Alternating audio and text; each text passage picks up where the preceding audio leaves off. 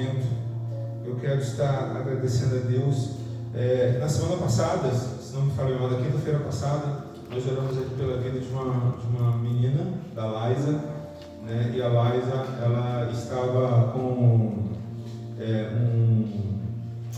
esqueci o nome, uma trombose, que foi parar no pulmão e a situação dela era muito difícil. E poucos minutos, nós estávamos orando aqui no momento que ela está fazendo a cirurgia. E minutos antes de dela entrar para a sala de cirurgia, eu acho que já é de praxe do médico fazer isso, para não fazer uma cirurgia desnecessária. Ele fez um novo exame. E quando ele fez esse novo exame, o coágulo tinha dissolvido, não tinha mais nada no pulmão dela, estava limpo. Então assim, a gente vê a mão de Deus, como que Deus, Ele age. Enquanto a igreja ora, enquanto o justo tem orado, Deus, Ele atende a nossa oração. E nós estamos falando sobre milagre, nós vivemos um milagre. Eu pude testemunhar esse milagre para vocês, isso é muito bom. É muito bom porque era uma família que estava sofrendo, era uma família que estava... todo mundo se mobilizou. O marido dela estava em São Paulo e pegou um avião e veio para o Rio de Janeiro. E nós ficamos muito comovidos com essa história. A Laisa é filha da minha tia Ângela, que esteve aqui na igreja. E ela imediatamente ligou para a gente, pediu para a gente estar em oração. E hoje nós vamos estar na igreja e nós estamos com a campanha de milagre. Nós vamos orar por milagre na vida da Laisa. E graças a Deus, Deus operou milagre. Amém? Eu quero orar nessa hora agradecendo a Deus. Nós oramos pedindo e agora nós vamos orar agradecendo a Deus. Você pode fazer essa oração comigo? Deus querido, nós queremos, Senhor, nesta hora, Senhor Jesus, te agradecer pela tua fidelidade. Tu és um Deus de perto, tu és Deus de longe. Não importa onde estiver alguém necessitado, ali também o Senhor está. E nós oramos aqui, Senhor, na quinta-feira, pedindo pelo milagre. Oramos para que o Senhor estivesse preparando os médicos, os profissionais da saúde. Mas nem foi preciso ela passar por essa cirurgia, porque o médico dos médicos, ele fez a cirurgia. O Senhor enviou, Senhor, o seu médico lá e ele fez a cirurgia, Senhor. E nós queremos te agradecer por esse milagre. Os médicos não podem explicar, a ciência não pode explicar, mas nós cremos que é um milagre. É o milagre que nós estamos tanto falando durante esse mês. O milagre, o mesmo Deus que fez abrir o mar vermelho, o mesmo Deus que ressuscita os mortos, é o Deus que cura. E nós oramos sempre a esse Deus maravilhoso. Tu és esse Deus. Não abrimos mão da tua presença, não abrimos mão de buscar a tua face. Nessa quinta-feira nós queremos iniciar essa mensagem, Senhor, orando a Ti em forma de agradecimento. Dizemos muito obrigado pelo milagre que o Senhor fez e muito obrigado pelo milagre que ainda há de fazer no meio de nós. Essa é a nossa oração em nome de Jesus. Você pode dizer amém? Amém. Você pode aplaudir o Senhor essa noite? Ele é digno de toda a honra, toda a glória e todo o louvor. Abra sua Bíblia comigo, livro de Daniel. Daniel, no capítulo 3. Vamos falar esta noite sobre fidelidade. Vamos falar essa noite sobre o resultado ou a recompensa de ser fiel ao Senhor. Falar de fidelidade e falar e olhar para essa história, onde conta a respeito de 3 homens que não se prostraram diante de algo que estava sendo imposto pela sociedade daquela época. Falar sobre fidelidade, falar sobre que vale a pena ser fiel a Deus mesmo que venhamos padecer, cabe muito bem no dia de hoje, onde nós estamos comemorando aqui o aniversário da irmã Maria, né? No dia de ontem fez aniversário, na verdade. Nós estamos aqui muito felizes pela sua vida. Eu tive a oportunidade de conversar um pouco com a irmã Maria, e ela me contou um pouco da história, e como ela se mostrou fiel diante da presença do Senhor, diante dos desafios. Nós vamos falar essa noite, irmã Maria, das consequências, dos resultados e dos benefícios de ser fiel ao Senhor. Mesmo que aos olhos de todos nós venhamos estar perdendo, mesmo que aos olhos de todos eles podem até dizer que não vale a pena, nós, no entanto, nós vamos viver de modo digno. do sacrifício do Senhor Jesus Cristo naquela cruz. Dizer que vale a pena ser fiel. Olhar para a sua vida, até onde a senhora chegou, ver a sua família, é uma prova de que vale a pena ser fiel. Para nós, que ainda não temos todos ainda na presença do Senhor, vale a pena ser fiel. Nós vamos falar sim, e já falamos que eu e minha casa servimos ao Senhor, mas tem muita gente ainda para aceitar Jesus. Tem muita gente ainda para aceitar Jesus. Nós não vamos desistir. Leia comigo Daniel capítulo 3, a partir do verso 1. Diz assim: o rei Nabucodonosor fez uma estátua de ouro, cuja altura era de 60 côvados e a sua largura de 6 côvados. Levantou-a no campo de Dura, na província da Babilônia. E o rei Nabucodonosor mandou juntar os seus sátrapas, os prefeitos, os presidentes, os juízes, os tesoureiros, os conselheiros, os oficiais e todos os governadores da província, para que viessem à consagração da estátua que o rei Nabucodonosor tinha levantado. Então se ajuntaram os sátrapas, os prefeitos, os presidentes, juízes, tesoureiros, conselheiros e os oficiais e todos os governadores da província para a consagração da estátua que o rei Nabucodonosor tinha levantado, e estavam em pé diante da imagem que o rei Nabucodonosor tinha levantado. Olha o que acontece no verso 4.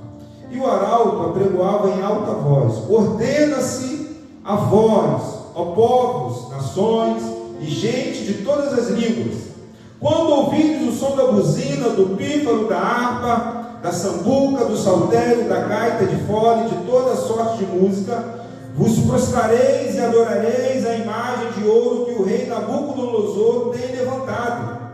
E qualquer que se prostrar que não se prostrar e não adorar, será na mesma hora lançado dentro do forno de fogo ardente.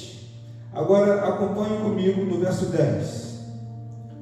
Tu, ó rei, fizeste um decreto pelo qual todo homem que ouviste o som da buzina, pífaro, harpa, da sambuca, do saltério, da gaita de fole, de toda sorte de música, se prostraria e adoraria a sua estátua de ouro. E qualquer que não se prostrasse e adorasse, seria lançado no forno, no fogo ardente.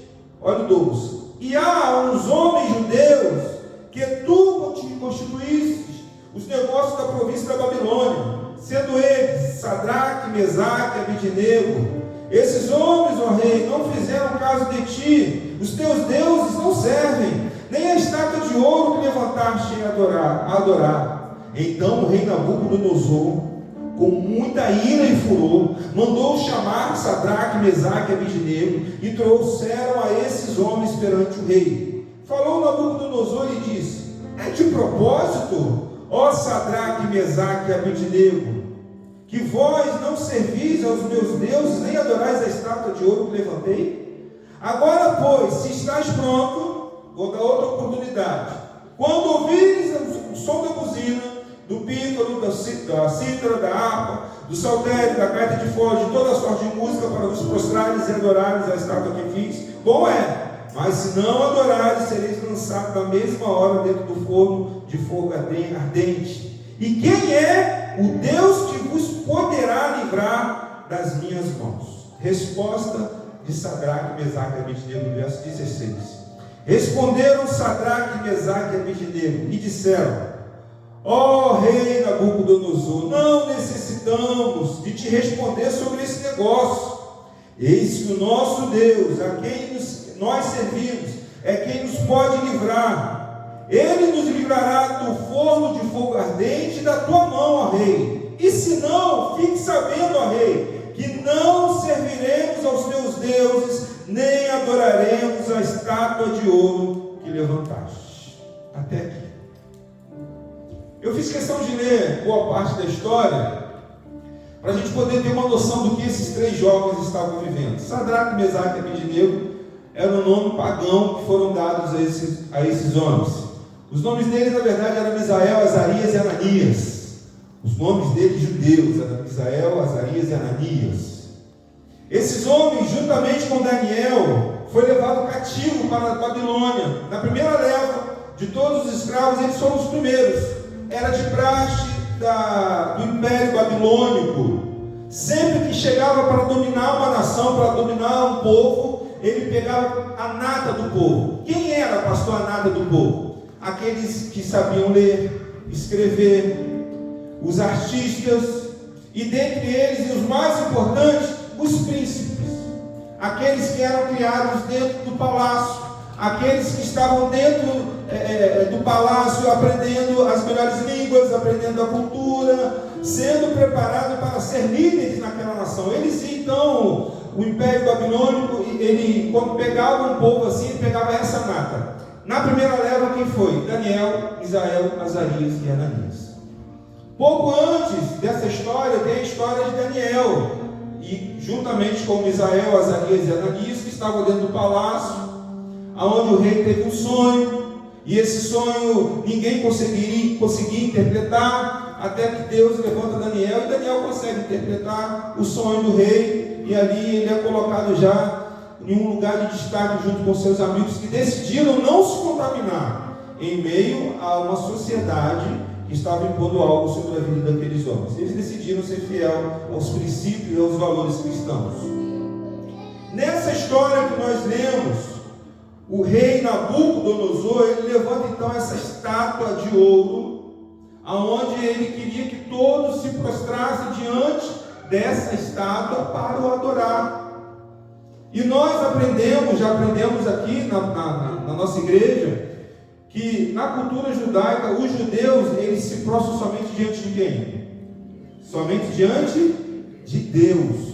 O judeu, ele não se prostra diante de estátua, ele não se prostra diante de imagem, ele não se prostra diante de outro homem, ele só se prostra diante de Deus. Esses jovens, então, são colocados à prova. E para pesar bastante nesse sentido, a prova que eles estavam passando, eles tinham que estar provando com a sua vida. Porque às vezes nós provamos a Deus, ou provamos, não precisamos provar a Deus porque Ele nos conhece, mas às vezes nós passamos por algumas provações que não chegamos a tanto. Não é verdade? Não chega a ponto de estar, eu estou disposto a perder a minha vida, mas não vou me contaminar. E talvez você que está aqui tenha alguma história, você que vai nos assistir em casa, tem alguma história para contar a respeito de algo que vocês tiveram que provar, tiveram que pagar, ser fiel, mas não se contaminar. E hoje, ao preparar essa mensagem, eu me lembrei de algo que aconteceu no meu trabalho, quando alguém pediu para... Estávamos separando algumas peças, e essa pessoa não queria muito trabalhar, sabe? E ela falou assim: Luciano, diz que você colocou aqui agora. Eu falei assim: eu não vou poder. Mas por quê? Eu falei assim: eu não vou mentir. Ela: mas por quê? Você não posso mentir. Aí eu tive que explicar o porquê que eu não posso mentir. São coisas sutis, que se a gente não perceber, passa bem desapercebido na nossa vida. A gente faz e acha que é normal, porque todo mundo está fazendo. Porque é normal fazer. Só que você não é normal. Cecília, você não é uma jovem normal, igual as outras. Você é diferente. Vocês são pessoas diferentes. Estamos nesse planeta, estamos nessa sociedade, mas não pertencemos a essa terra. Somos moradores aqui em terras estranhas. O nosso lar não é esse.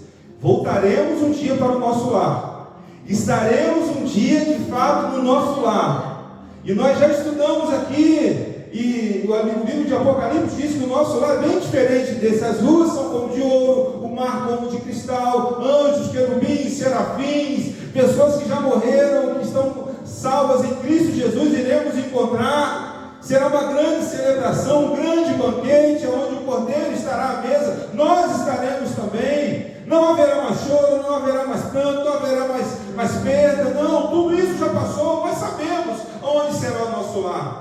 Por isso que vale a pena ser fiel. Nada pode se comparar ao que Deus tem preparado para cada um de nós. Esses homens, Misael, Azarias e Ananias, eles estão diante talvez do maior desafio da vida deles, onde eles são obrigados, e eles ocupavam um lugar de destaque, eles ocupavam cargos de liderança dentro do Império Babilônico. Eles são chamados na presença do rei por pessoas que tinham inveja, que tinham raiva deles, ciúmes, e eles poderiam a qualquer momento desistir, porque quando o rei manda chamar esses 3 homens, eles já sabiam a razão, sim ou não? Eles já sabiam a razão. Talvez um virou para o outro, Misael, e aí, vamos?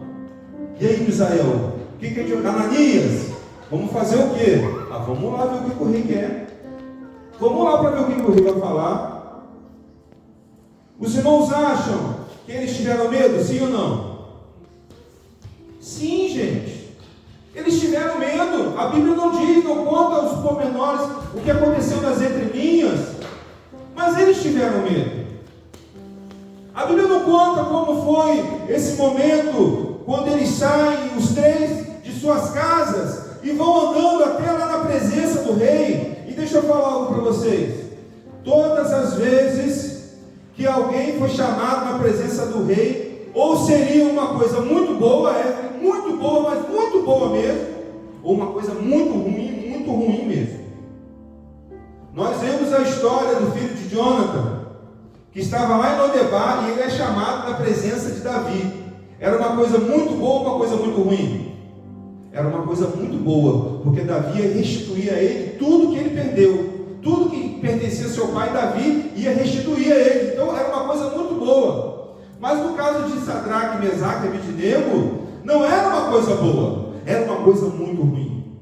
Eles tiveram que prestar conta dos atos dele, de não se prostrar diante da estátua. Então, quando eles saem da sua casa e eles vão até a presença do rei, eles já sabiam o que iam encontrar lá, porque já estava dizendo qual era a consequência. Qual era a consequência? Ser jogado na fornalha de fogo ardente. Aqueles homens foram até a presença do rei. No caminho, ou até chegar a vez de ser atendido, eles poderiam ter desistido em qualquer momento. A qualquer momento eles poderiam ter desistido.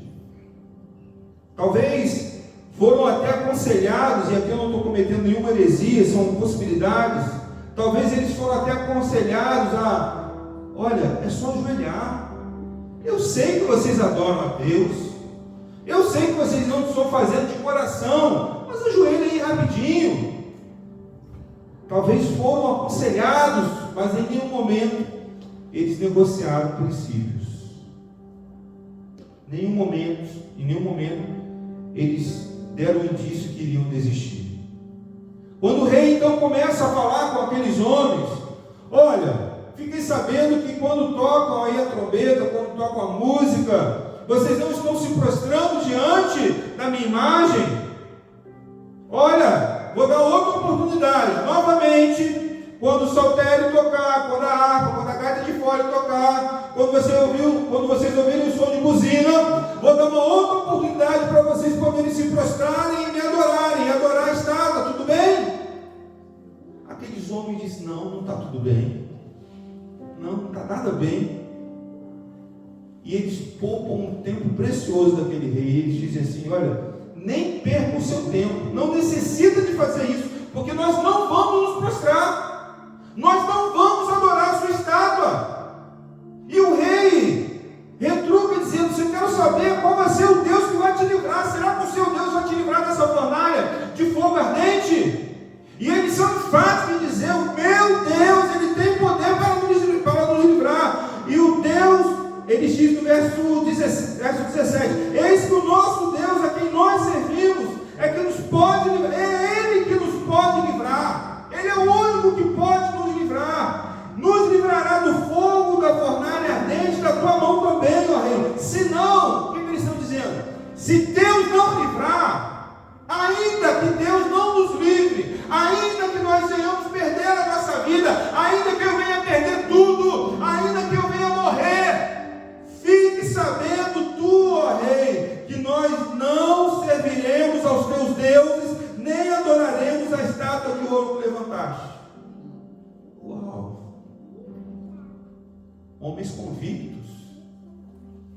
Só tem essa atitude quem conhece a Deus. Só tem essa atitude quem sabe para onde vai, qual é o seu destino. Pessoas que não conhecem a Deus, que não têm intimidade com Deus, dificilmente estão dispostas a colocar sua vida em risco em prol de Deus. Pessoas que não têm intimidade com Deus, não vão nem tão longe, dificilmente vão tomar uma atitude honesta, talvez no seu trabalho, diante de amigos, por muito menos, até para não passar vergonha, até para não ser o esquisito da turma. Pessoas que não conhecem a Deus certamente não estão dispostas a enfrentar esses desafios. Ser ridicularizado, ser discriminado por ser cristão, é algo que você tem que se orgulhar. Nós temos que nos orgulhar disso. Quem dera se voltasse aquele tempo que éramos chamados de fanáticos. Quem dera se voltasse o tempo que éramos chamados de Bíblia. Quem dera se voltasse aquele tempo quando nós passávamos com a Bíblia na mão e as pessoas riam, apontavam. Eu me lembro que meu pai, eu bem criança, meu pai ia na frente, minha mãe ia atrás e eu e minha irmã ia mais atrás ainda. Com a calça bem curta, pescando, porque eu usava a calça que era da minha irmã e assim a gente ia usando. E íamos felizes da vida para a igreja, sem carro, chovendo, com sol, com terra, com lama. Íamos felizes da igreja, felizes para a igreja. Eu me lembro que os colegas me passavam e ficavam brincando comigo, zoando. Olha a Bíblia, olha lá, ele é crente. Quem dera que voltasse esse tempo, porque normatizou agora usar uma Bíblia debaixo dos braços. Não significa mais que a pessoa é um santo, que é um servo do Senhor, não, porque tem pessoas que usam e estão dando mau testemunho. Mais do que andar com a Bíblia debaixo do braço, nós precisamos andar com a palavra de Deus no coração, e o nosso comportamento, o nosso testemunho, refletir a luz de Cristo nesse mundo. Ao olhar para a história da irmã Maria, é isso que eu vejo, uma mulher que enfrentou desafios. Uma mulher que nós podemos dizer que ama Cristo, que ama Deus. Certamente muitos desafios foram enfrentados, mas tudo indica que a senhora conseguiu vencer, que a senhora chegou até aqui. Tem muita coisa para acontecer ainda, não é verdade?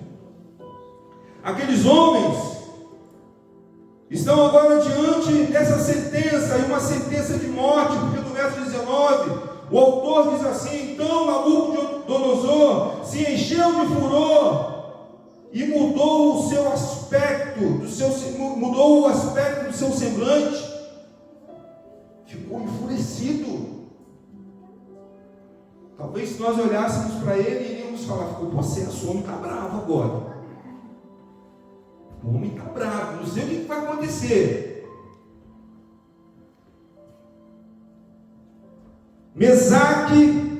Sadraque, Mesaque e Abednego, ele dizendo para eles, falou e ordenou que o forno se aquecesse quantas vezes mais? 7 vezes mais do que o costumava acontecer, de tão enfurecido que aquele homem ficou. Começou a dar ordens e ordenou que os homens mais fortes que estavam no seu exército atassem, amarrassem aqueles 3. Então aqueles homens, os 3, eles foram atados. Tudo que ele tinha foi lançado dentro do forno. Porque a palavra do rei era uma ordem que era dada e tinha que ser cumprida, meus irmãos. A chama matou aqueles homens que estavam com Sadraque, Mesaque e Abednego, e ali estão Sadraque, Mesaque e Abednego dentro da fornalha de fogo ardente. Não pense que o rei foi para casa. O rei ficou lá para testemunhar que eles de fato iam morrer. O rei queria ver gritos. O rei queria ver horror. O rei queria ver tragédia mesmo na vida daqueles homens. Porque não acreditavam no Deus ao qual ele servia, na verdade, ele nem conhecia. Só ouviu falar, provavelmente. Muitas pessoas têm duvidado da nossa fé, do Deus que nós servimos. Muitas pessoas não acreditam no Deus ao qual nós servimos, porque tem faltado testemunho, tem faltado postura da nossa parte. Meus irmãos, eu estou há pouco tempo aqui em Portugal. E eu não sabia que aqui em Portugal tinha tantos jovens ateus. eu não sabia que aqui em Portugal tinha tantos jovens que não acreditavam em Deus. Tantos jovens que não conheciam a Deus, não sabiam. Isso me chocou muito, porque apesar da realidade do Brasil, o Brasil é um país cristão, assim como Portugal também é um país cristão. Mas me parece que os jovens hoje, portugueses, eles perderam essa referência. Eles perderam essa direção. Mas você está aqui nessa terra para fazer diferença. Eu estou aqui nessa terra para fazer diferença. Tem jovens lá na minha empresa que passaram a conhecer Jesus por minha causa. A honra é agora do Senhor. Eu estou lá para fazer o seu trabalho que o Senhor me deu. Mas eu tenho tido a oportunidade de falar de Jesus para as pessoas e apresentar Jesus de uma forma diferente. A ponto deles falarem assim: eu nunca tinha parado para pensar dessa forma. Eu nunca vi por essa ótica. E hoje, eu estava falando, minutos antes da Cristiano me mandar uma mensagem, eu estava falando com um deles: olha, Deus é bom. Ele sempre perguntou: você, como é que está? Eu disse: estou bem. Deus é bom, eu estou melhor do que eu mereço. Aí ele fala: por quê? Eu disse: porque eu não mereço tanto, Deus é muito bom. Deus é maravilhoso, eu não tenho. Não, às vezes não, Deus é sempre bom. E eu dei o exemplo a ele de pai e mãe. E quem é pai e mãe que sabe do que eu estou falando. Nem tudo que a Elise pede para Eva e para o Emanuel, eles dão. Sim ou não? Não dão, na verdade, não dão tudo. Porque entendemos que não está preparado, mas não significa que o não dele significa que não ama. O não do pai e da mãe não significa que não tem amor, não significa que não tem cuidado. É a mesma coisa. Quantas coisas que nós pedimos a Deus, e se Deus nos tivesse dado, nós estaríamos no mato sem cachorro. Sim ou não, irmãos? Quantas coisas que nós pedimos a Deus: Senhor, eu quero tanto, e Deus disse não. E hoje você enxerga assim: ainda bem que Ele disse não. Foi livramento. Nós precisamos entender que nós temos um papel a desenvolver nessa terra, e eu pude falar dessa forma com ele. Ele disse: não tinha parado para pensar por esse ponto de vista. Nós temos que testemunhar. Esses jovens, eles precisam ouvir falar de Jesus, eles precisam conhecer Jesus. Jovens como Misael, Azarias e Ananias, eles ainda são vivos no meio de nós. Ainda existem muitos jovens apaixonados por Jesus. Eu olho para essa igreja e vejo muitos jovens sérios. Eu vejo muitos jovens que poderiam estar em qualquer lugar nesta noite, mas escolheram estar aqui na presença de Deus. Fico feliz quando Davi manda mensagem: pastor, o senhor passa aqui para me pegar? Vou com alegria, irmãos. Poderia estar em qualquer lugar. Quantos jovens da idade dele se reúnem numa quinta-feira à noite para beber, para fumar, para fazer tantas coisas erradas? Eu louvo a Deus porque nós temos jovens casados aqui. Eu louvo a Deus pela vida do Vitor. Nem me pede carona quando chega aqui na igreja, ele já está. Chega primeiro do que eu aqui na igreja. Poderia estar em qualquer lugar, mas escolheu estar na presença do Senhor. Ainda tem Sadraque, Mesaque e Abednego na presença do Senhor. Ainda tem um povo santo, um povo que não se dobrou ainda. Aqueles 3 jovens estão na fornalha. Não ouve-se gritos, não ouve-se gemidos, não ouve-se nenhum tipo de clamor, nenhum tipo de pedido de misericórdia. Atados foram jogados ali, naquela fornalha, aquecida 7 vezes mais. E esses 3 homens caíram dentro daquele fogo, e o rei estava esperando que eles estivessem gritando, sofrendo. Só que no verso 24, o rei, ele se espanta, levanta depressa, provavelmente estava sentado, assistindo de camarote, e falou aos seus capitães: nós não lançamos quantos nós lançamos lá naquela fornalha? Não foram só 3 que nós lançamos? E alguém provavelmente confirmou: sim, ó rei, nós lançamos 3, e por que eu estou vendo 4 homens lá? Por que eu estou vendo 4? E não é o 4º homem, esse 4º homem é semelhante ao Filho dos deuses. Uau, é Jesus Nazaré.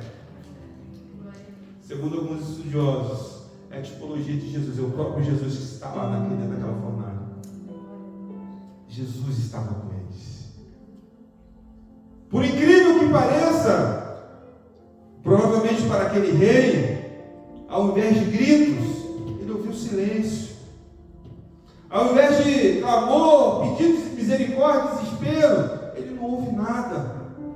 A história, Cristina, não vai contar o que aconteceu dentro da fornalha, mas eu posso conjecturar que provavelmente eles não viram o quarto homem da fornalha e falou assim: beleza?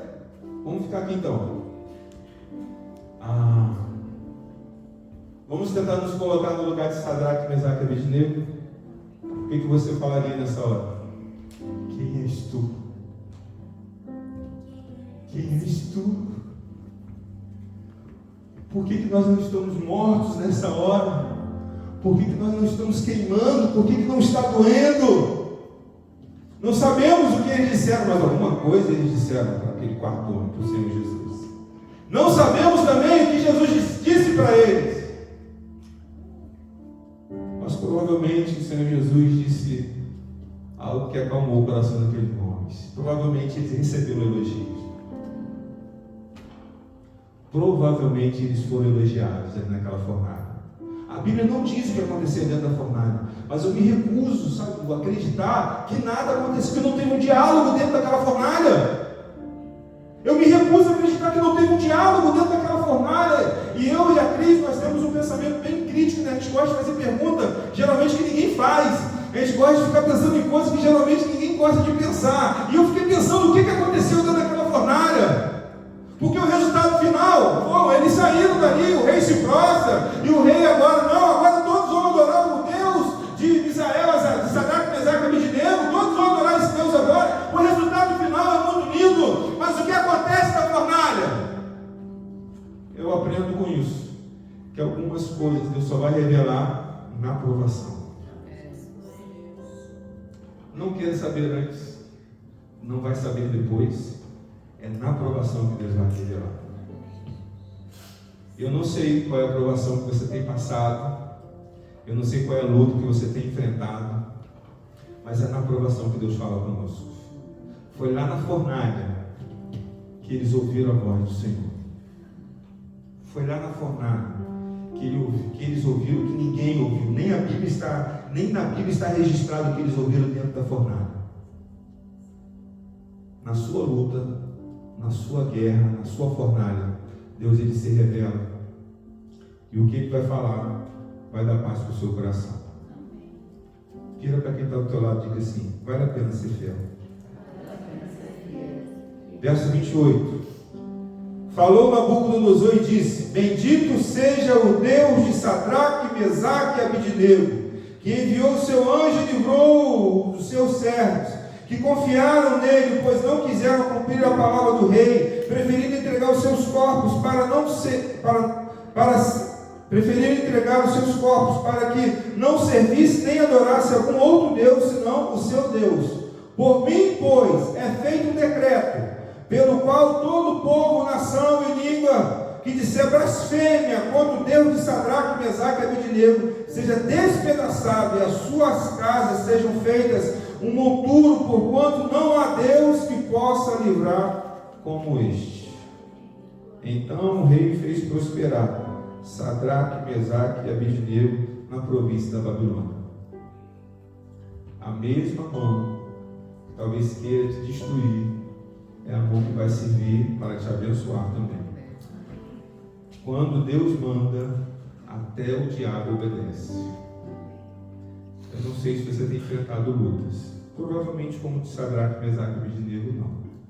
Mas talvez é uma batalha. Talvez não é uma fornalha literalmente, mas você está passando por uma fornalha.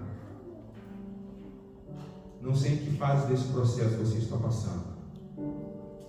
Deixa Deus falar com você nessa fornalha. Ele tem coisas para te revelar. Coisas que Ele só vai revelar quando tiver no momento da aprovação. Mas algo eu posso te falar, e com certeza eu posso também afirmar: vale a pena ser fiel a Deus. Sadraque, Mesaque, Abednego, Misael, Azarias e Ananias, eles apostaram sua vida. Eles disseram: ainda que nós venhamos morrer, não vou negociar. Eles Eles poderiam morrer. Quantos cristãos morreram nas arenas de Roma? Quantos perderam? Quantas famílias, quantas crianças morreram? Pessoas também morreram e não negaram a Jesus. Por acaso, eles não morreram.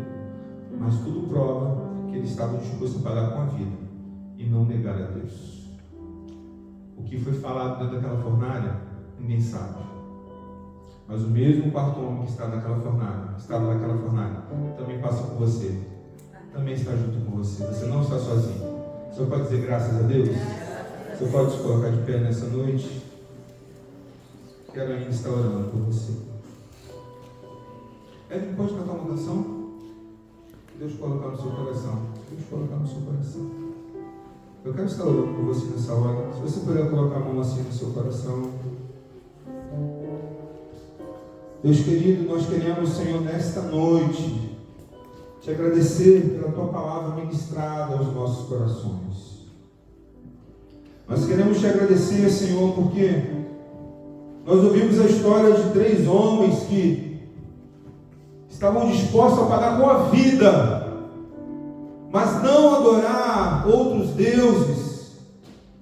Homens que eram jovens, que poderiam a qualquer momento ter dobrado seu joelho diante daquela estátua, negociar, mas eles não negociaram, eles foram fiéis.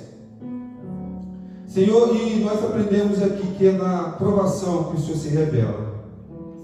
Eu não sei qual é a luta que os meus irmãos estão passando aqui essa noite.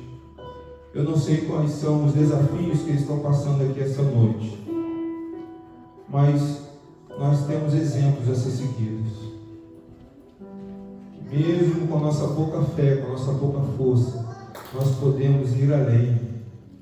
Nós podemos fazer mais do que estamos fazendo e saber que vale a pena ser fiel.